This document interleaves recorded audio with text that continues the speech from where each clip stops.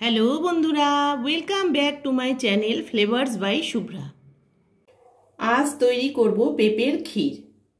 পেঁপের ক্ষীরটা তৈরি করার জন্য পেঁপেগুলোকে ভালো করে ছুলে পরিষ্কার করে নিয়েছি খোয়া ক্ষীর, চিনি, আলমন্ড, কাজু বাদাম, এলাচ গুঁড়ো আর দুধ। এখন আমি পেঁপেগুলোকে ভালো করে ঘষে নেব। পেঁপেটা ঘষা কমপ্লিট হয়ে গেছে, এবার আমি ক্ষীরটা বানিয়ে নেব। একটা প্রেসার কুকার গরম করে নিয়ে আমি অল্প সামান্য ঘি দিয়ে পেঁপেটাকে একটু ভেজে নেব। পেঁপেটাকে ঘিয়ের মধ্যে দিয়ে দিলাম, এবার একটু ভেজে একটা সিটি দিয়ে নেব।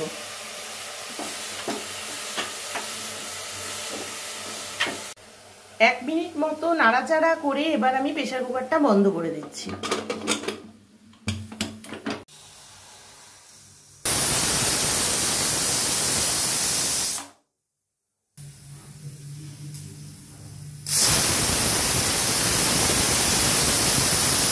এবার কড়াইতে আরো অল্প ঘি দিয়ে আমি বাদামগুলো একটু ভেজে নেব। এদিকে পেঁপেটা দুটো সিটি দিয়ে নামিয়ে রেখেছি। এখন দিয়ে দিচ্ছি বাদামগুলো।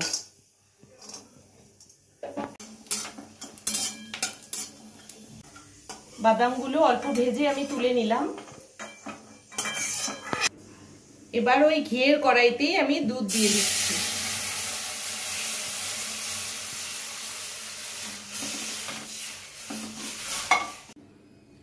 এখন আমি দুধের মধ্যে খোয়াটা ছেড়ে দিচ্ছি।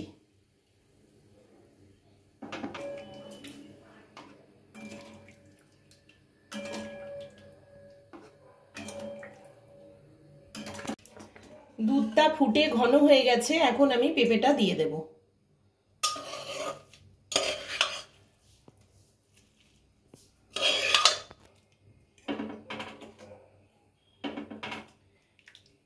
এবারে চিনিটাও দিয়ে দিচ্ছি। এটা যেহেতু পেঁপের ক্ষীর, খুব একটা বেশি মিষ্টি দেওয়ার দরকার নেই, মিষ্টিটা একটু অল্প দিলেই ভালো লাগবে খেতে।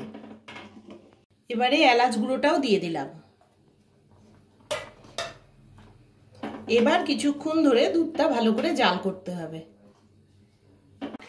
দুধটা অনেকটাই কমে এসেছে, এখন আমি বাদাম ভাজাগুলো দিয়ে দেব।